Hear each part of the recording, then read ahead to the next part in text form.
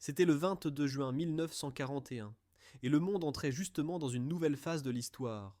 L'Allemagne violait le pacte de non-agression que Molotov et Ribbentrop avaient encore récemment signé, et déchaînait une offensive gigantesque contre l'Union soviétique. Le front oriental se brisa en trois directions énormes. Les chars, l'artillerie et l'infanterie allemands déferlèrent de la Baltique jusqu'à la mer Noire.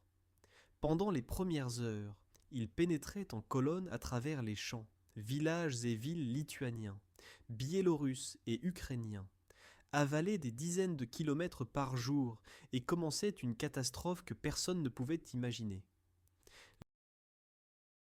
Les registres du haut commandement allemand parlent d'un plan visant à détruire les armées soviétiques avant la fin de l'été.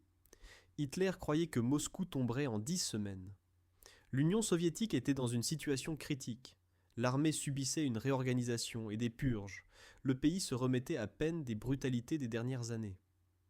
Dans cette vidéo, vous apprendrez qu'au milieu de cette tempête, existaient des moments qui purent ralentir même la machine militaire la plus puissante. À première vue, il s'agit d'épisodes mineurs qui auraient pu se perdre dans le tourbillon de l'histoire. Pourtant, de tels événements révélaient souvent le caractère de la guerre et mettent en évidence les faiblesses d'armées apparemment invincibles. Une telle histoire se déroula dans la ville de Raseiniai, en Lituanie, où un seul char soviétique bloqua une route clé et arrêta pendant presque toute une journée l'avancée de toute la 6e division blindée allemande. C'est une histoire de détermination, d'improvisation et aussi de détails techniques qui se révélèrent cruciaux. Dans un moment, nous révélerons ce qui conduisit cette machine solitaire si profondément dans les arrières ennemis et pourquoi elle put résister si longtemps. Avant de nous lancer dans la chronique de la bataille, il faut comprendre le contexte plus large. L'opération Barbarossa n'était pas un pas spontané. Il s'agissait d'une vision messianique menée par Hitler et confirmée par le commandement allemand, qui devait humilier l'État soviétique en quelques mois. Les Allemands divisèrent le front en 3 directions stratégiques, l'axe le plus septentrional ayant pour objectif d'occuper rapidement les pays baltes, de percer vers Leningrad et d'aider les opérations connexes dans la partie nord du front. Selon les plans allemands, il devait s'agir d'un coup de foudre qui utiliserait la surprise et la supériorité des unités blindées. Face à eux se dressait un grand nombre de soldats et de matériel soviétique, mais la plupart étaient au stade de la réorganisation et de la modernisation. Après les vastes purges dans l'armée rouge, il manquait un commandement expérimenté. De nombreux tankistes ne faisaient que recevoir leur entraînement. Les moyens de communication étaient obsolètes et les chaînes d'approvisionnement fragmentées.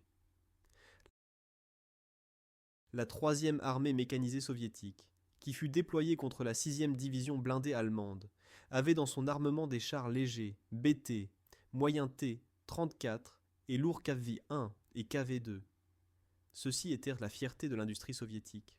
Leur blindage frontal était si épais que les canons anti-chars ordinaires n'y suffisaient pas, et les soldats allemands les rencontrèrent pour la première fois justement à Raseiniai.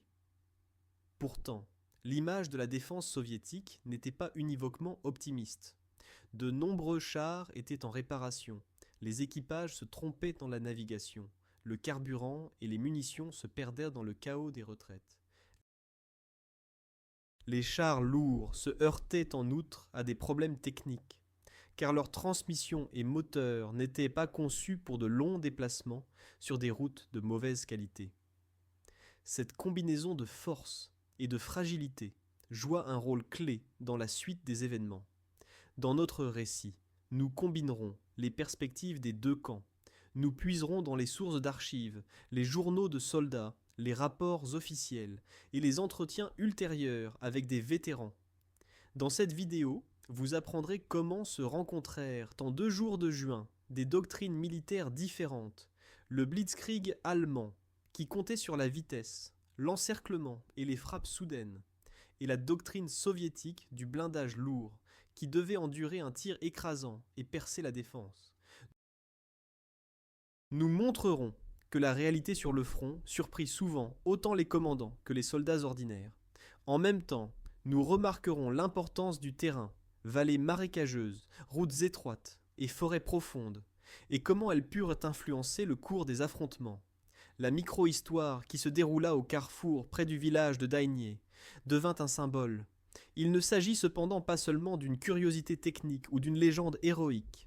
Il s'agit du reflet d'un conflit qui contribua à façonner l'avenir de l'Europe, d'un exemple de comment l'improvisation et le courage peuvent freiner une machine de guerre, et d'une leçon pour toutes les armées que l'arme la plus performante a besoin de soutien et de logistique. Dans un moment, nous verrons comment se lança l'opération Barbarossa dans la région baltique et quelles unités se rencontrèrent face à face sur le champ de bataille de Razénya. L'opération Barbarossa, non portant l'héritage de l'empereur médiéval, fut la plus grande opération d'invasion de l'histoire. Sur l'aile nord, le plan allemand comptait sur le groupe d'armées nord sous le commandement du maréchal Wilhelm von Leeb. Celui-ci commandait le 4e groupe blindé du général Erich Höppner et la 6e armée du général Félix von Manslafel. La tâche fondamentale était de s'emparer des pays baltes, de franchir la rivière Niemen, d'occuper Kaunas et Vilnius, d'avancer vers la rivière Daugava, et de là se diriger vers Leningrad. Les Allemands voulaient détruire les unités soviétiques dans les pays baltes le plus rapidement possible, afin d'assurer le flanc pour la campagne sur Moscou, et d'éviter un long combat dans une ville pleine de lignes fortifiées. En tête de cette offensive se trouvait la 6e division blindée. L'unité, dont le commandant était le général-major Franz Landgraf, avait derrière elle la campagne de France et se distinguait par une combinaison de vitesse et de puissance de feu. Son épine dorsale était formée de 2 régiments blindés, équipés principalement de chars tchécoslovaques, Panzer 35T, allemands, Panzer III et de quelques Panzer IV. Ils étaient complétés par un régiment d'infanterie motorisée, un bataillon de reconnaissance, une compagnie du génie, un régiment d'artillerie et une unité anti-aérienne armée des redoutables canons de 88 mm. Ces canons anti-aériens, destinés à l'origine au combat contre les avions, s'étaient déjà révélés sur le champ de bataille français comme une arme efficace contre les blindés. La division était divisée en groupes de combat ou Kampfgruppen. 2 groupes principaux portaient les noms de leurs commandants. Kampfgruppe Rauss, nommé d'après le colonel Erhard Rauss, qui commandait le 6e bataillon de motocyclistes et le régiment blindé, et Kampfgruppe von Seckendorf, commandé par le lieutenant-colonel Franz von Seckendorf. Ces groupes étaient en état flexible et avaient pour tâche de réagir rapidement à l'évolution du combat. Outre les unités allemandes, opéraient également dans cette zone des détachements volontaires finlandais et estoniens, ainsi que des bataillons de police d'ordre, qui devaient sécuriser l'arrière. Le soutien aérien était assuré par la première armée aérienne, Luftflotte 1, sous le commandement du général Alfred Keller, qui disposait de bombardiers et d'escadrons de chasse.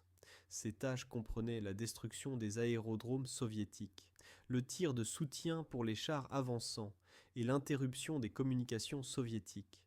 Les bombardiers Junkers Ju-87 Stuka devinrent la terreur des colonnes et villes soviétiques. Dans cette vidéo, vous apprendrez que malgré la supériorité de la Luftwaffe, les unités allemandes devaient souvent se passer de soutien aérien. Le front évoluait si rapidement que la coordination entre la terre et l'air n'était pas toujours possible. De l'autre côté se trouvait le front soviétique du nord-ouest. Son commandant F. Priam Kuznetsov avait à sa disposition la 8e armée, la 11e armée, la 27e armée et la 3e armée mécanisée mentionnée. Sur papier, cela paraissait imposant. Des centaines de chars, des milliers de canons et des dizaines de milliers de soldats. La réalité était cependant différente. Les plans d'avant-guerre supposaient que les corps mécanisés soviétiques seraient déployés à l'arrière et auraient le temps de réagir à l'attaque allemande. En réalité, de nombreuses unités se trouvaient près des frontières, étaient incomplètes et manquèrent de carburant et de munitions. Le 3e corps mécanisé était conçu comme une force de frappe, avec plus de 600 chars. Mais avant le combat, il s'avéra que de nombreuses machines étaient immobilisées. Selon les registres de l'état-major général, environ 450 chars entrèrent en combat, dont seulement moins de 70 cavés lourds. Le terrain du nord de la Lituanie jouait un rôle crucial. Les rivières Niemen et Dubiza s'étendent à travers la région et créent des vallées profondes. Les ponts étaient stratégiquement précieux, car les rivières larges et les rives marécageuses rendaient impossible le passage d'unités mécanisées, en dehors des passages construits. Le paysage est parsemé de forêts, lacs et marécages. En été 1941, il ne pleuvait de plus que sporadiquement, si bien que les routes poussiéreuses se transformaient en nuages de poussière. Les unités blindées allemandes utilisaient dans plusieurs routes principales, une menée de Tilsit, aujourd'hui Sovetsk, par Rasseiniai vers Vilnius, l'autre passait au nord vers Šiauliai. En raison du terrain, les groupes de combat de la 6e division blindée ne pouvaient pas s'écarter significativement de ces directions et devaient compter sur l'approvisionnement par la même route qu'ils avaient empruntée. Les premiers affrontements eurent lieu le 23 juin. Les colonnes allemandes s'imposèrent rapidement à travers les lignes frontalières et se dirigeaient vers Rasseiniai. Les unités soviétiques de la 48e division d'infanterie et les détachements frontaliers locaux s'opposèrent à elles, mais furent dispersés. La 6e division allemande occupa Rasseiniai le soir du même jour et y établit son état-major. Leur intention était de traverser les ponts près de la ville et de créer une tête de pont sur la rive orientale de la Dubiza. Là, cependant, elles se heurtèrent au reste d'unités soviétiques qui s'étaient rassemblées de l'autre côté. Les Allemands durent construire et maintenir 2 postes de garde de pont pour pouvoir déplacer chars et infanterie. Dans notre histoire, il est important que ces têtes de pont devinrent le point de départ pour les groupes de combat Rauss et von Seckendorf, qui partirent dans les environs explorer le terrain et sécuriser les routes d'approvisionnement. À la fin du 23 juin, les unités allemandes rencontrèrent les premiers chars lourds soviétiques. Quelques KV-1 et T-34 tentèrent de percer vers la ville, mais furent repoussés par le tir anti-char et les attaques aériennes. Il s'avéra néanmoins que le 37 mm allemand, frappe-point, ne suffisait pas contre leur blindage. Les Allemands commencèrent donc à déplacer les canons anti-aériens de 88 mm plus près du front, pour qu'ils soient prêts pour un affrontement plus important. Dans cette vidéo, vous apprendrez comment la situation changea dramatiquement dans la nuit et le matin du 24 juin, quand la 2e division blindée soviétique lança une contre-attaque. Les chars lourds soviétiques, qui devinrent le point central de notre récit, ne furent pas créés du jour au lendemain. Le projet KV naquit à la fin des années 30 dans le contexte de l'effort de modernisation de l'armée rouge. Les constructeurs soviétiques réagissaient aux expériences de la guerre civile espagnole et de la bataille de Khalkhin Gol. L'architecte principal était l'ingénieur Joseph Kotin, qui dirigeait une équipe à l'usine Kirov de Leningrad. Sa conception reposait sur le fait que le char devait avoir un blindage si épais qu'il résiste aux armes anti-chars ordinaires. Le premier prototype, désigné U-0, apparut en 1939 et fut testé peu après en Finlande pendant la guerre d'hiver. Il s'avéra que le blindage de 90 mm était effectivement impénétrable pour les canons finlandais, mais le char souffrait de problèmes techniques, notamment avec l'embrayage, la transmission et l'exigence en maintenance.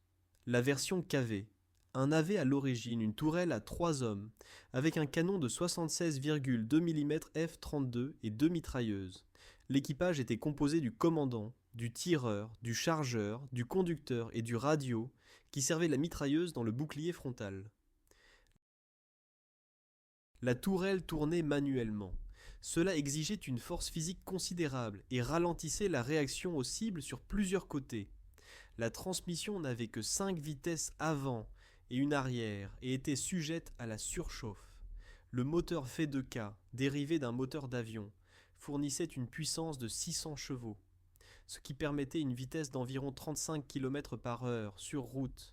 Mais en terrain, la vitesse était considérablement plus faible. Le char pesait environ 47 tonnes. Il entrait donc dans la catégorie des chars lourds. Pour comparaison, le Panzer III allemand pesait environ 23 tonnes et était beaucoup plus rapide et maniable. En raison du besoin de surmonter les fortifications, naquit la version KV2. L'équipe de conception installa sur le châssis KV une tourelle massive angulaire équipée d'un obusier de 152 mm M10. Cette arme devait détruire les bunkers et positions de tir. L'équipage s'agrandit à 6 hommes et le poids à plus de 52 tonnes. En raison du centre de gravité élevé et de la tourelle lourde, le char devint instable, sa vitesse diminua et la rotation de la tourelle était extrêmement lente. En situation de combat, l'équipage devait fixer la tourelle avant le tir pour ne pas endommager les roulements. Cette version s'avéra efficace pour détruire les fortifications, mais dans le combat de manœuvre, elle était moins efficace. Pourtant, environ 200 exemplaires en furent produits, dont plusieurs furent affectés au 3e corps mécanisé. Le 3e corps mécanisé comprenait 2 divisions blindées, la 2e et la 5e division blindée. La 2e division blindée, commandée par le colonel J.V. Soliankin, avait en juin 1941 environ 220 chars, dont environ 30 kV 1 et quelques kV 2. La 5e division blindée avait une composition similaire. En outre, le corps avait aussi la 84e division motorisée et des unités de soutien. Le corps était déployé dans la région de Kaunas et Vilnius, mais à la veille de l'invasion, des ordres clairs ne lui furent pas donnés. Les commandants hésitaient, s'ils devaient se retirer en profondeur ou défendre la frontière. Dès que commença l'opération Barbarossa, le corps fut jeté au combat sans préparation, avec des machines en grande partie non ravitaillées, et des équipages surpris par l'attaque inattendue. Avant le 22 juin, les équipages de KV s'entraînaient principalement sur les terrains d'exercice près de Leningrad. De nombreux tankistes n'avaient pas d'expérience de combat réel. Seuls des manuels limités étaient disponibles. Les radios n'étaient pas entièrement entraînées, et un certain nombre d'équipages ne savaient pas utiliser la communication radio.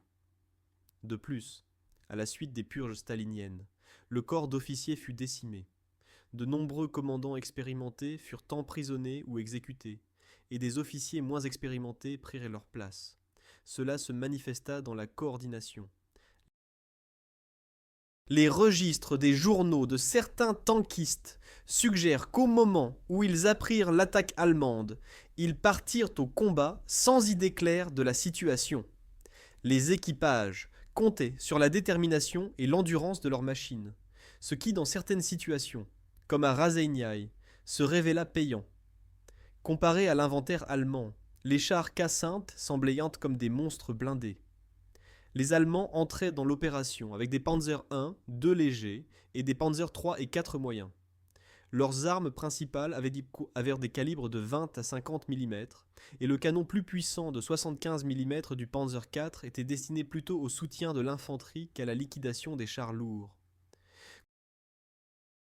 Contre le blindage du KV ne pouvaient donc percer que les canons anti-aériens de 88 mm et certaines pièces d'artillerie de 105 mm, ce qui exigeait une tactique spécifique.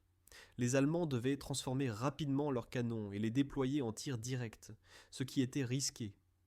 Par exemple, tirer avec un canon de 88 mm depuis une position ouverte signifiait exposer l'équipage aux tirs de mitrailleuses et aux éclats. Contrairement au légendaire T-34, le KV avait un avantage évident en blindage, mais le défaut était son poids et sa faible vitesse. Le T-34 combinait un blindage frontal relativement épais, avec des plaques inclinées, un canon puissant de 76,2 mm et une bonne mobilité. Cette combinaison surprit plus tard les Allemands, encore plus que le Kavigne. Pourtant, en juin 1941, le T-34 était à l'entraînement et n'arriva au front qu'en nombre limité. Les chars lourds KV-1 avaient donc un rôle symbolique. Ils représentaient le point blindé de l'armée rouge et devaient montrer que les soviétiques étaient prêts à défendre leur pays jusqu'au dernier homme. Raseiniai était une ville ancienne, située à la lisière sud de la Samogiti. Son importance résidait non seulement dans les ponts sur la Dubiza, mais aussi dans le carrefour de 2 routes importantes. Les Allemands savaient que la maîtrise de ce nœud ouvrirait la route vers Šiauliai au nord et Kaunas à l'est. Les Soviétiques comptaient au contraire sur le fait que s'ils retenaient les Allemands au moins quelques jours, ils gagneraient du temps pour le retrait et le regroupement des forces. La bataille de Razeniaï devint donc une des premières grandes batailles de chars de l'histoire. Dans cette vidéo, vous apprendrez comment cette bataille évolua heure par heure et comment naquit la légende du char solitaire. Dès le 23 juin, peu après l'occupation de la ville, les groupes de combat allemands s'efforçaient d'élargir la tête de pont sur la rive orientale de la Dubiza. Le groupe de Raus se dirigeait vers le nord-est pour bloquer une éventuelle contre-attaque soviétique depuis Šiauliai. Le groupe de von Seckendorf visait le sud-est le long de la rivière. Les deux groupes devaient maintenir la liaison et se soutenir mutuellement. Malheureusement, entre eux ne menait qu'une seule route qui serpentait à travers forêts et marécages. Si cette route était coupée, cela pourrait signifier l'isolement des deux groupes et l'effondrement de l'approvisionnement. La contre-attaque soviétique vint le matin du 24 juin. La deuxième division blindée du colonel Soliankin partit vers l'ouest avec l'objectif de percer la ligne allemande et d'atteindre l'arrière. En tête marchait un bataillon de chars lourds, incluant 20 Kavik. Les unités de reconnaissance allemandes signalaient le mouvement d'une colonne puissante. Mais le commandement ne croyait pas au début qu'il s'agissait de chars lourds. Quand cependant le bataillon arriva aux têtes de pont, un combat dur s'engagea. Les obusiers allemands de 150 mm tiraient à courte distance, mais leurs obus rebondissaient sur le blindage. Quelques Panzer III tentèrent de contourner les chars et d'attaquer leurs flancs, mais beaucoup finirent bloqués dans le champ car le sol était mou et les machines lourdes s'enlisaient. Dans ses mémoires, Raus décrit comment les chars russes, comme des ombres métalliques, écrasaient nos véhicules et comment nos projectiles rebondissaient sans effet. Quelques tentatives hâtives de contre-attaque menèrent au fait que les 35 Allemands se coincèrent au bord du champ et furent démolis. Un des moments les plus dramatiques survint quand les chars soviétiques pénétrèrent dans les positions de tir du 114e régiment d'infanterie blindée. Les artilleurs tiraient jusqu'au dernier moment, mais les obus lourds des KV perçaient leur position. 2 obusiers furent écrasés et les équipages littéralement broyés. Les soldats allemands tentaient de fuir, certains sautaient dans les tranchées, d'autres fuyaient vers les forêts. La Luftwaffe tenta de réagir, mais les chars soviétiques étaient dispersés et en partie couverts par les arbres, ce qui rendait difficile le bombardement précis. Ross et ses officiers décidèrent à ce moment d'appeler les canons de 88 mm. Ceux-ci furent déplacés de l'arrière vers la ligne de front et en tir direct réussirent à toucher plusieurs KV. Selon les rapports, une partie des chars lourds soviétiques fut détruite, d'autres furent endommagés et reculèrent dans la forêt. Pourtant quelques chars lourds, et avec eux des T-34 et BT plus légers, pénétrèrent jusqu'au pont menant à la ligne d'approvisionnement. Un groupe se dirigea vers le sud, l'autre tourna vers le nord. Les machines lourdes se déplaçaient lentement, mais la résistance de leur blindage leur permettait de passer entre les roues allemandes. À certains endroits, elles écrasaient des camions et des véhicules d'artillerie. La situation devint chaotique. Fumée, poussière, explosions et cris se mélangeaient. Les fantassins allemands tentèrent de s'approcher des chars avec des mines anti-chars et des Panzerfaust, lance-grenades portatifs que les Allemands n'avaient cependant pas encore à disposition en quantité suffisante à cette époque. Mais en raison du tir et de la rapidité des événements, c'était presque impossible. Selon certains témoignages, plusieurs soldats osèrent néanmoins sauter sur la tourelle du char et jeter des grenades mis à l'intérieur par les ouvertures d'aération, mais sans effet. Avec l'avancement du jour, il s'avéra que les soviétiques ne pouvaient pas soutenir leurs chars avec l'infanterie et l'artillerie. La deuxième division blindée avançait en groupes isolés. Certains percèrent la ligne allemande, mais n'avaient pas d'approvisionnement derrière eux. Les unités allemandes exploitèrent cette faiblesse et contournèrent progressivement les chars individuels, les coupèrent du carburant et les détruisirent. Il existait cependant encore plusieurs machines qui pénétrèrent loin dans l'arrière. L'une d'elles est le char, qui se rendit célèbre bloquant la communication entre les groupes de combat Ross et von Seckendorf. Dans un moment, vous apprendrez comment ce char arriva à l'endroit où il devint une légende, et pourquoi il ne repartit ni en arrière ni en avant. Avant de nous concentrer sur l'affrontement lui-même, il faut se poser la question: comment put-il arriver qu'un seul char se retrouve seul dans l'arrière de l'ennemi? Il existe plusieurs théories. Selon certaines sources soviétiques, l'équipage reçut l'ordre d'occuper le carrefour et d'arrêter l'approvisionnement allemand. Une autre version dit que le char se perdit. Il prit le mauvais chemin, tomba en panne d'essence, et l'équipage décida de prendre une position défensive. Dans la situation chaotique, où les unités de la 2e division blindée se déplaçaient dans différentes directions, aucune de ces possibilités n'est exclue. L'historien Maxime Kolomidjets pense que le char appartenait à la 3e compagnie du 1er bataillon du 4e régiment blindé. Quel que fût le chemin de ce cas feinte, le fait est qu'il atteignit le carrefour clé près de Dainai et y resta. Selon les témoins, il s'agissait d'une machine lourde avec un blindage puissant et une silhouette élevée. Certains Allemands parlèrent en monstre russe, qui sortit soudainement des arbres et se posta en travers de la route. D'autres décrivaient que le char s'approcha lentement de la route, s'arrêta, et depuis ce moment ne bougea presque plus. Il est probable que l'équipage réagit à la réalité. Elle découvrit qu'elle était seule et décida de bloquer la route, ce qui était conforme à la tactique de retardement et de couverture de retraite. Le char se posta frontalement face aux véhicules arrivants et utilisa le terrain. La route menait entre forêts et marécages, si bien qu'il n'était pas possible de contourner le char en dehors de la route. Les environs étaient mous, pleins de marais et de pentes raides. Ce fut décisif pour son succès, car la logistique allemande comptait sur le trafic à roues et à chenilles, sur route ferme.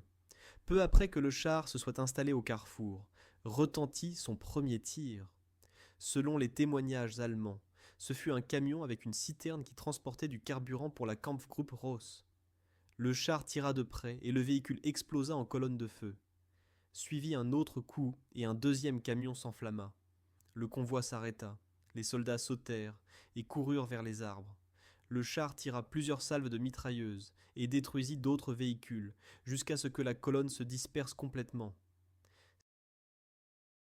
Certains camions étaient chargés de munitions, si bien que les explosions ébranlaient les environs et rendaient difficile toute contre-attaque coordonnée. Dans un des rapports ultérieurs, il est indiqué que pendant les premières minutes de l'affrontement, le char détruisit environ 12 camions allemands, causant non seulement des dégâts matériels, mais aussi la panique. Le commandement allemand à Raseiniai fut choqué. Le réseau de communication enregistrait des rapports qu'il y avait un blindé ennemi sur la route à l'arrière qui détruisait l'approvisionnement. Ross envoya immédiatement un détachement de reconnaissance pour vérifier la situation. Les motocyclistes envoyés se heurtèrent cependant aux tirs et durent se retirer. Un autre détachement tenta de s'approcher du flanc à travers le pré, mais les chenilles de ces véhicules s'enlisèrent dans la boue. Les environs de la route étaient en effet formés de prairies détrempées et de forêts qui n'étaient pas praticables pour la technique lourde. Les Allemands durent donc affronter le char frontalement. Les premières armes qui furent disponibles étaient donc une batterie de 4 canons anti-chars de 50 mm PAC 38. Ces armes étaient considérées comme modernes et suffisamment puissantes pour la plupart des chars de l'époque. Les équipages les déployèrent à la lisière de la forêt à environ 500 mètres de la cible. Quand elles furent prêtes au tir, le commandant donna l'ordre. Les artilleurs visèrent le colosse et tirèrent. L'artilleur allemand Ernst Blanz se rappelait qu'il observait comment les obus touchèrent le blindage et rebondissaient, comme s'ils heurtaient un rocher. Le char ne bougea même pas. Après quelques secondes, sa tourelle tourna et un projectile jaillit du canon, qui toucha un des canons. Un nuage de terre et de métal s'éleva dans l'air, l'équipage fut décimé. D'autres tirs balayèrent les canons restants et les servants adjacents. Les Allemands perdirent ainsi une arme importante et plusieurs hommes. Les registres s'indiquent que le char fut touché pendant cette première échange par plusieurs obus, mais sur son blindage n'apparurent que de petites bosses, les soi-disant taches bleues, causées par la poussière métallique. Cela accrut le respect et la peur des Allemands. Ils envoyèrent un rapport à Raseiniai, demandant un armement plus lourd. Raus et les autres commandants réalisèrent que sans flaque de 88 mm, il n'avait aucune chance. En même temps, apparurent des rapports que d'autres unités soviétiques se dirigeaient également vers l'endroit. Les Allemands devaient donc agir rapidement. De l'extérieur, il peut nous sembler que le monstre blindé est une machine froide qui ne fait que repousser les obus. La réalité à l'intérieur du char était cependant très différente. L'équipage était assis dans un espace étroit, entouré de fer et d'équipements. Chaque impact, même s'il ne perça pas le blindage, provoquait à l'intérieur une onde de pression. Les vétérans soviétiques se rappelaient que quand un obus de 50 mm frappait la plaque, c'était comme un coup de marteau énorme. Les joints rivetés résonnaient, le plancher tremblait et la poussière métallique tombait des rivets. Dans le cas d'un calibre plus fort, le choc secouait toute la construction. Dans les oreilles de l'équipage résonnait l'explosion, et certains avaient du sang sur les mains et dans les oreilles, sans qu'un projectile les ait touchés. De tels chocs internes affaiblissaient les nerfs et rendaient en difficile la communication. À l'intérieur, il faisait constamment chaud. Le moteur diesel V2K se trouvait dans la partie arrière, dégageait une chaleur rayonnante, et les gaz d'échappement parvenaient parfois dans l'espace de combat. L'équipage devait manipuler des obus de 76,2 mm d'un poids de plus de 6 kg, et dans l'espace restreint apparaissaient à chaque tir flammes et fumée. Étant donné que la tourelle tournait manuellement, le chargeur et le tireur devaient les déployer une grande force pour la diriger vers une nouvelle cible. Le conducteur était assis dans un espace bas et n'avait qu'un petit viseur couvert de verre. La transmission était notoirement lourde. Elle exigeait l'usage d'une barre de fer ou d'un marteau pour engager un autre rapport. En cas de panne de communication, les soldats devaient crier pour s'entendre par-dessus le fracas du moteur et le grondement des tirs. Cet environnement, plein de gaz d'échappement, de sueur et de vapeur de carburant, rongeait le moral, mais créait en même temps un lien fort entre les membres de l'équipage. Il ne faut pas s'imaginer que l'équipage était composé que de vétérans. La plupart des hommes de la 2e division blindée étaient jeunes en 1941, classe 1918 à 1920, et n'avaient derrière eux que quelques mois d'entraînement. Le radio remplissait souvent la fonction de mitrailleur et d'approvisionneur en munitions. Le commandant du char devait non seulement surveiller la situation au périscope, mais en même temps donner des ordres aux conducteurs, aux chargeurs et aux tireurs. Quand une salve frappa le char, les lumières se brisèrent et le verre du périscope se ternit de poussière. Le commandant écarta la tête, essuya le sang de son oreille et cria les instructions. Dans de tels moments, se manifestait la détermination psychique et les capacités d'improvisation. Dans cette vidéo, vous apprendrez que la bravoure de l'équipage ne se manifeste pas seulement sur les photographies. Elle se joue aussi dans le silence intérieur du char que perturbent les chocs et explosions. Chaque fois qu'un obus ennemi rebondissait sur le blindage, à l'intérieur cela sonnait comme si quelqu'un frappait sur une enclume. Les Allemands appelaient cela le carillon de la cloche russe. L'équipage, pendant le combat, enlevait les casques et les échangeait contre des casques de cuir qui amortissèrent les chocs. De plus, dans le char se produisait un effondrement de l'équipement mécanique. Les mitrailleuses coaxiales se bloquaient et les vis se desserraient.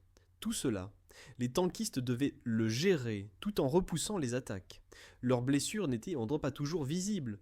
Beaucoup après le combat souffraient de maux de tête, de perte d'audition et de commotion cérébrale. Malgré tout, ils restaient vigilants et réagissaient à chaque nouvelle cible. Après la destruction de la première batterie de 50 mm, fut appelée sur place une batterie de canons anti-aériens de 88 mm, Flak 18. Ces armes étaient lourdes, et leur déplacement à travers la forêt et la route boueuse était difficile. Il réussit néanmoins à transporter un canon en position de tir, à environ 700 mètres du char. L'équipage essayait de camoufler le canon, mais le char entre-temps ne bougea pas. Les Allemands espéraient que l'équipage soviétique resterait calme et ne réagirait pas jusqu'à ce qu'ils commencent à tirer.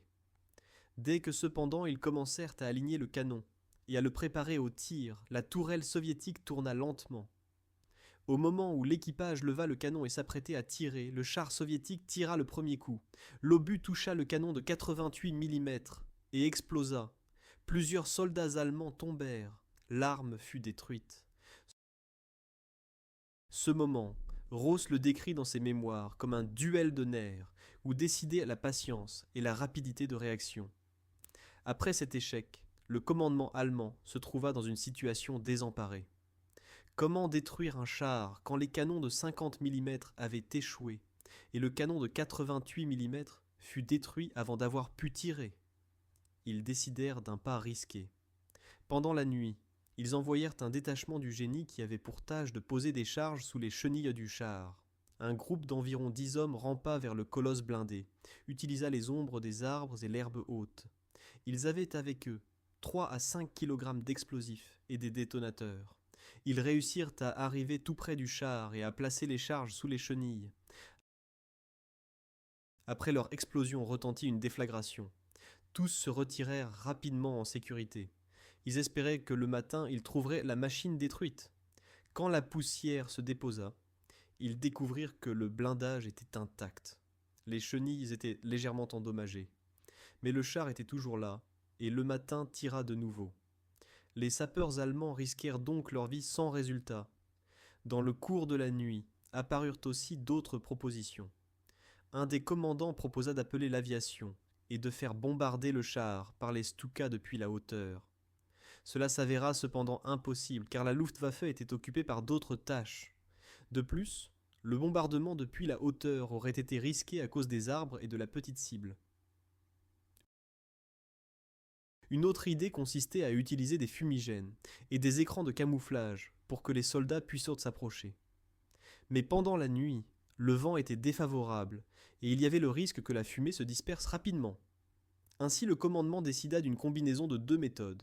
Ils amèneraient un deuxième canon de 88 mm et en même temps provoqueraient le char à tirer sur d'autres cibles pour qu'il ne remarque pas la vraie menace. Le plan avait plusieurs parties. Premièrement, les chars légers, Panzer 35 du 65e régiment blindé, devaient simuler une attaque. Ils devaient se disperser dans 3 directions et depuis la forêt proche tirer sur la machine soviétique. Ils ne devaient pas la détruire, leur rôle était d'attirer son attention et de forcer l'équipage à tourner la tourelle. Deuxièmement, les sapeurs allemands devaient transporter sur des chariots le deuxième canon de 88 mm derrière le char par un petit sentier forestier qui menait au champ. Là, ils devaient prendre position, se camoufler et attendre le signal. Troisièmement, un groupe de fantassins avec des grenades était prêt à s'approcher du char après qu'il soit endommagé. Le matin du 25 juin, le plan commença à se réaliser. Plusieurs panzers légers, soutenus par des mitrailleuses et des canons de 20 mm, s'approchaient du char soviétique depuis les côtés. Ils tiraient de courtes rafales, rebondissaient dans les abris, faisaient du bruit et tentèrent de paraître menaçants. La tourelle soviétique tournait et réagissait par le tir. Quelques Panzer 35 furent touchés et endommagés, mais la plupart eurent le temps de se retirer. Les commandants allemands étaient cependant satisfaits. Leur manœuvre avait capté l'attention de l'équipage. En même temps, les sapeurs rampaient silencieusement par le sentier forestier avec le canon de 88 mm. Son équipage était nerveux. Il savait qu'au moindre bruit, ils pouvaient se trahir et le char les détruirait. Quand ils arrivèrent finalement à l'endroit déterminé, ils installèrent le canon, le dirigèrent vers la cible et attendirent. Sur l'ordre de l'officier retentit le premier tir. L'obus du canon de 88 mm toucha la partie arrière du char et causa un impact énorme. Selon certains témoins, il perça le blindage. D'autres rapports indiquent que le premier impact ne causa qu'une déformation. Le deuxième tir fut plus précis et pénétra la tourelle. Fumée et flammes jaillirent de l'ouverture. Le troisième impact toucha la caisse. Le char tentait encore de répondre, mais l'équipage était déjà apparemment désorienté. À ce moment sortit le groupe de fantassins et jeta des grenades à l'intérieur. Après l'explosion, la machine se tut enfin. Les Allemands s'approchèrent et découvrirent que l'équipage était tué. Les registres dans les rapports allemands indiquent que furent trouvés 5 ou 6 corps. Les corps étaient redéfigurés. Dans certains cas se conservent même des témoignages qu'un des membres de l'équipage fut trouvé à moitié sorti de l'écoutille, comme s'il tentait de s'échapper. Les soldats allemands furent bouleversés par la bravoure des adversaires. Ross écrivit dans ses mémoires: Je fus profondément choqué par l'héroïsme de ces hommes. Nous les enterrâmes avec tous les honneurs militaires. L'équipage fut enterré près de la route, et quand le front se déplaça, leurs corps furent laissés dans la forêt. En 1965, les organes locaux décidèrent d'exhumer les restes et de les transférer au cimetière militaire de Razeinyai, où fut construit un monument avec les noms: Pavel Jegorovitch Jetchov, V.A. Smirnov, un soldat avec les initiales CH, N.A. et 3 inconnus. Ceci est une des versions. D'autres sources indiquent que l'équipage s'échappa dans la nuit et fut tué plus tard, mais la plupart des historiens s'accordent sur la première variante. Bien que le char solitaire fût finalement détruit, il causa aux Allemands un retard non négligeable. Selon certaines estimations, il bloqua la route entre 12 et 20 heures. Cela empêcha la 6e division blindée allemande d'acheminer carburant et munitions vers les groupes de combat dans les têtes de pont. Certaines unités près de la rivière d'Ubiza restèrent sans cartouches et durent limiter le tir.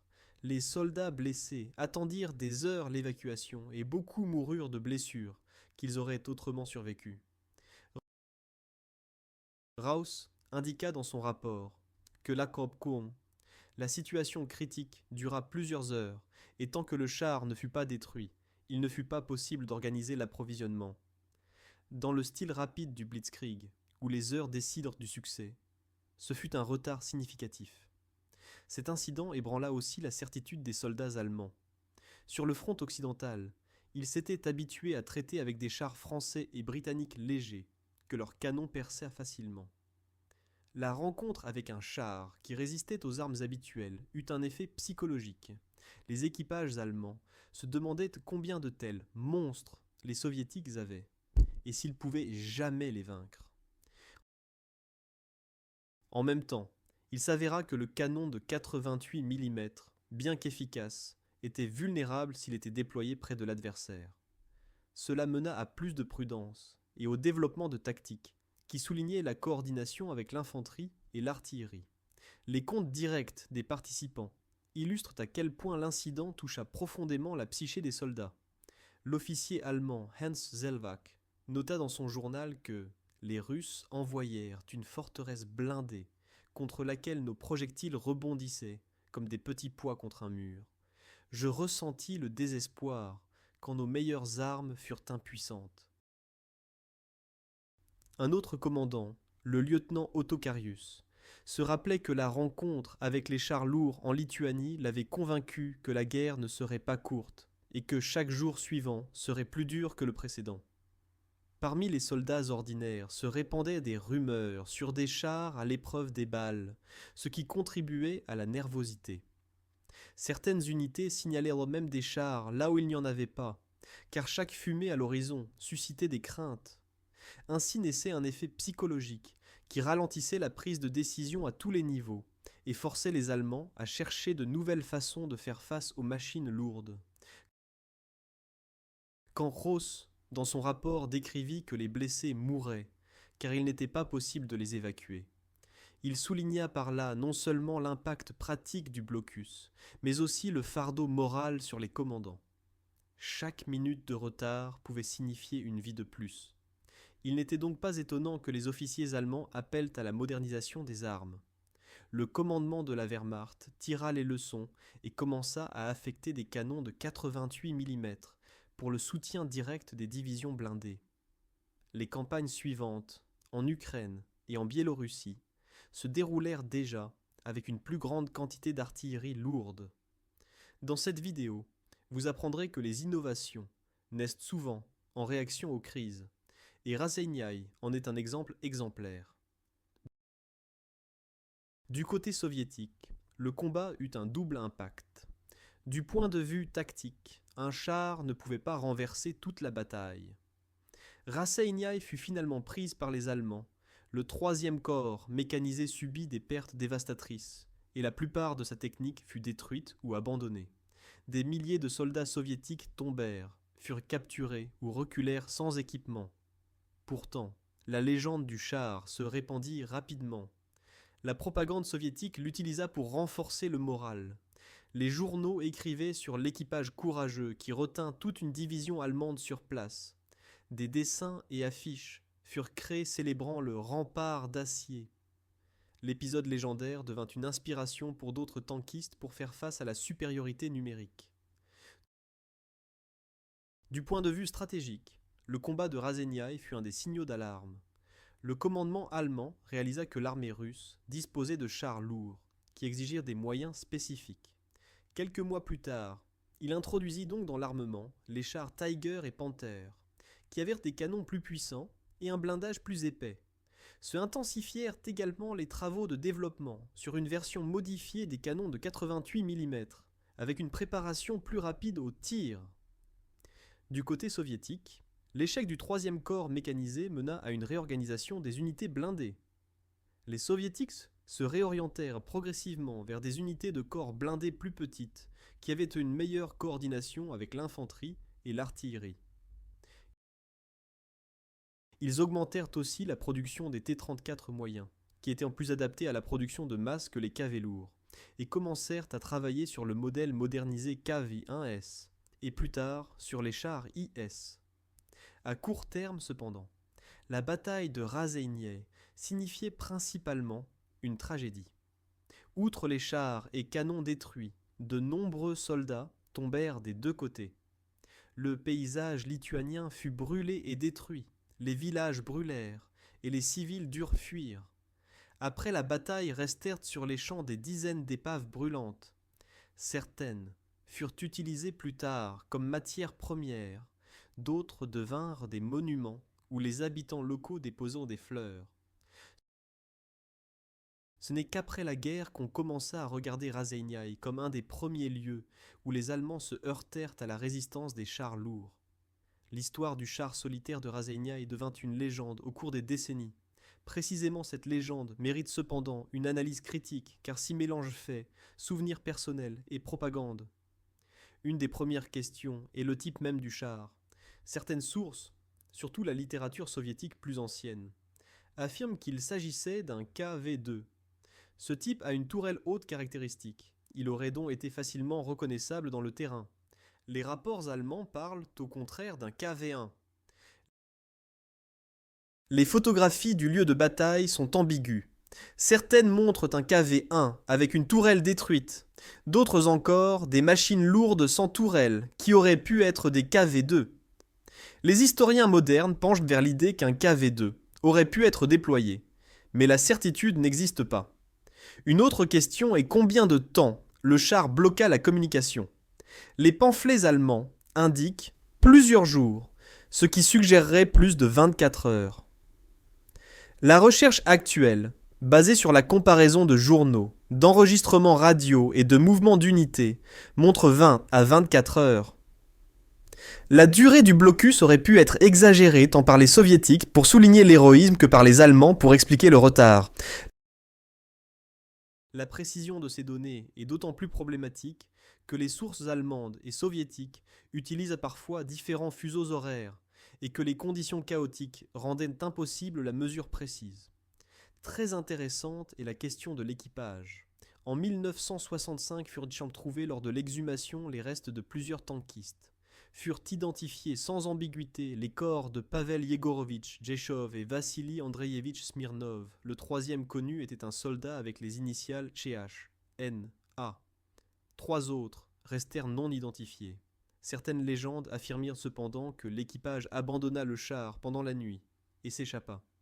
C'est peu probable car les unités allemandes encerclaient la zone. D'autre part, existent des souvenirs d'habitants locaux qui affirmaient avoir vu 3 soldats russes traverser la forêt plusieurs jours après la bataille. Les historiens prennent ces souvenirs en compte, mais les preuves manquent. Il s'agissait très probablement d'autres soldats des unités blindées brisées. L'historiographie moderne s'occupe aussi de comment l'histoire devint partie de la mémoire nationale. Dans la littérature soviétique, elle fut dépeinte comme preuve que les chars fascistes invincibles peuvent être arrêtées par le courage. En Allemagne, elle devint une illustration du danger du blindage lourd russe et motiva le développement rapide de nouvelles armes. En Lituanie, elle devint plutôt partie de la tradition locale. Le monument à Razeniai rappelle non seulement les soldats soviétiques, mais aussi la souffrance des civils. En même temps, l'histoire apparut dans des livres, documents et même dans des jeux informatiques. Par exemple, le jeu populaire World of Tanks a un scénario qui s'inspire de cet affrontement. Et l'historien populaire Mark Felton publia une vidéo qui présente l'épisode au grand public. Dans cette vidéo, vous apprendrez que les légendes ont le pouvoir d'attirer l'attention. Mais il faut toujours revenir aux sources et confronter le mythe à la réalité. Les héros de Razeniai ne furent pas oubliés. Sur le lieu du combat fut construit après la guerre un monument qui rappelle les tankistes soviétiques tombés.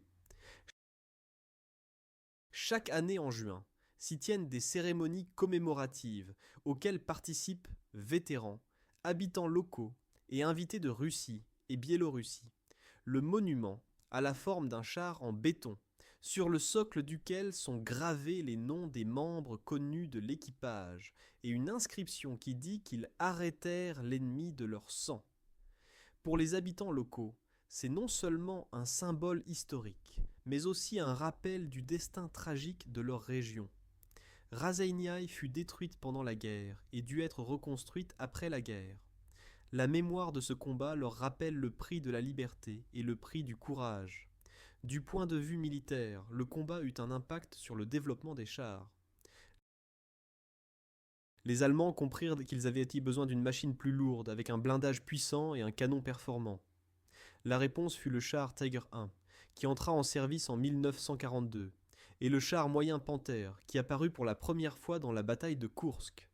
Ces machines avaient un blindage frontal jusqu'à 100 mm et des canons de calibre 75 mm ou 88 mm. Leur conception fut influencée par les expériences des combats avec les KVI et T-34. Les armées alliées suivirent aussi ce développement et adaptèrent leurs armes. Les soviétiques développèrent les chars IS-2 et IS-3, qui avaient un canon de 122 mm et un blindage imposant. Dans les années ultérieures, cependant, les chars lourds cédèrent la place au concept du char de bataille principal, MBT, qui combine puissance de feu, blindage et mobilité. Exemple en est le T-54-55 soviétique ou l'américain M-48 Patton. La mémoire de Razeniai pénétra aussi dans la culture. La cinématographie soviétique tourna dans les années 60 plusieurs films sur les tankistes, dans lesquels on fait référence aux chars solitaires, bien que souvent avec une licence artistique. Dans l'espace post-soviétique apparaissent des chansons et poèmes rappelant l'acte héroïque. Certains musées en Russie et Biélorussie ont des maquettes de Kassarintins avec des inscriptions Razeniai comme symbole d'intrépidité. En Lituanie même, la vision est double. Beaucoup respectent le courage de l'équipage, mais soulignent en même temps que l'occupation soviétique apporta d'autres souffrances. Pourtant l'histoire unit les gens par-delà les frontières, car elle montre l'humanité au milieu de la guerre. Les soldats allemands enterrèrent leurs adversaires avec les honneurs, car ils respectaient leur bravoure. À l'époque moderne, on fait référence à l'histoire aussi dans les débats académiques sur les affrontements asymétriques. Le combat de Razeniai est un exemple de comment une petite unité, avec un terrain approprié et de la détermination, peut causer un retard et perturber la logistique d'une armée plusieurs fois plus forte. Les écoles militaires analysent souvent cet incident dans l'enseignement de la tactique, principalement en relation avec l'utilisation du terrain, la combinaison d'armes et l'importance de la reconnaissance. Les leçons de ce combat sont appliquées au conflit moderne, où même une petite unité équipée de missiles anti-chars peut menacer une colonne de blindés. Dans cette vidéo, vous apprendrez comment les principes qui valaient en 1941 se projettent dans l'actualité, des conflits au Moyen-Orient, à la guerre en Ukraine. Pourtant, Razeniai n'est pas le seul exemple de comment des équipages individuels changèrent l'évolution d'opérations de combat. Dès les premières semaines de guerre, apparurent des histoires similaires, par exemple près de la ville d'Ostrov, où un KV-2 solitaire arrêta un convoi allemand jusqu'à ce qu'il soit à court de munitions, ou près de Leningrad, où l'équipage d'un char T-28 perça l'encerclement et détruisit plusieurs canons anti-chars. En 1943, dans la bataille de la saillie de Koursk, se rendit célèbre le tankiste soviétique Alexander Oskin, qui avec un seul T-34 détruisit plusieurs chasseurs de chars allemands. Ces épisodes nous rappellent que le courage et le bon choix du moment peuvent influencer significativement le cours d'un affrontement même quand les forces directes sont incomparables. Dans les conflits modernes, nous voyons des situations semblables, des unités improvisées avec des véhicules légers et des missiles anti-chars réussissent à arrêter des colonnes de blindés et à remettre en question les plans stratégiques. Dans notre histoire aussi, il est important de percevoir Raseiniai comme partie d'une mosaïque plus large, un seul grain dans la tempête, mais néanmoins clé pour comprendre la complexité de la guerre. En conclusion, revenons à ce que cette histoire peut offrir au public d'aujourd'hui. Le char soviétique solitaire, qui se posta au carrefour et bloqua la colonne allemande, est un symbole de courage, d'improvisation et de détermination. L'équipage n'était pas composé de généraux célèbres, ni de héros d'affiches solennelles. Il s'agissait de soldats ordinaires qui accomplissaient un ordre et au moment de crise décidèrent de tenir bon. Leur acte rappelle que même un individu ou un petit groupe peut influencer le cours de grands événements. À notre époque, où la technologie se développe plus rapidement que jamais, et où les guerres se mènent sur les écrans de drones et d'ordinateurs, le facteur humain reste clé. Le courage, la volonté ferme et la capacité d'improviser déterminent encore le résultat des affrontements, bien qu'ils soient habillés dans d'autres décors techniques. L'histoire de Raseiniai montre aussi que l'histoire n'est pas un ensemble statique de données, mais un organisme vivant. Chaque génération la regarde différemment. Chacune apporte de nouvelles interprétations et trouve de nouvelles sources. L'examen critique des sources, la comparaison de différentes perspectives et l'effort de comprendre le contexte sont nécessaires pour que nous évitions une lecture superficielle. Les légendes ont leur valeur car elles inspirent et donnent espoir aux gens, mais il est important aussi de les soumettre à l'analyse. Si nous comprenons comment et pourquoi elles sont nées, nous nous comprendrons mieux nous-mêmes et notre histoire. En dernier lieu, l'épisode de Raseiniai nous rappelle l'importance de la relation entre technique et logistique. Le Blitzkrieg allemand était basé sur la vitesse et la coordination. Un char qui interrompit la ligne d'approvisionnement causa retard et chaos. De même aujourd'hui, il importe comment les unités sont approvisionnées, comment les routes sont assurées et comment elles sont protégées. Dans les conflits du XXIe siècle, la logistique devient encore plus compliquée. Drones, attaques cybernétiques et longues chaînes d'approvisionnement peuvent être aussi vulnérables que les routes en 1941. L'enseignement de Raseiniai nous mène donc à réfléchir sur les points faibles des systèmes modernes et à leur accorder l'attention appropriée. Cette histoire nous invite à la réflexion sur des valeurs comme le courage, l'honneur et la capacité de se sacrifier pour les autres. Les soldats allemands qui enterrèrent l'équipage soviétique avec les honneurs nous rappellent que même en guerre, on peut trouver l'humanité. L'approche de l'histoire devrait être ouverte et empathique. Nous ne devrions ni simplifier ni idéaliser, mais nous efforcer de comprendre les motifs et les circonstances. L'histoire est pleine d'histoires fortes, et celle de Raseiniai en fait partie. Si elle vous a intéressé, partagez-la avec des amis, discutez-en, regardez les cartes et photographies que nous avons préparées pour vous, et essayez d'imaginer ce que c'était de se tenir à ce carrefour sous le feu, tout en sachant qu'on était le dernier entre l'ennemi et ses camarades. Je vous remercie d'avoir écouté cette longue histoire jusqu'à la fin. J'espère qu'elle vous a inspiré à continuer d'apprendre l'histoire et que vous avez acquis un nouveau regard sur une des étapes les plus importantes de la Seconde Guerre mondiale. Si ce récit vous a intéressé, soutenez-le, s'il vous plaît, en lui donnant un like ou en le partageant avec d'autres. Vous aiderez ainsi à répandre la connaissance des héros qui peuvent nous inspirer encore après des dizaines d'années, et vous montrerez que l'histoire n'est pas une liste ennuyeuse de données, mais une histoire vivante qui nous touche tous.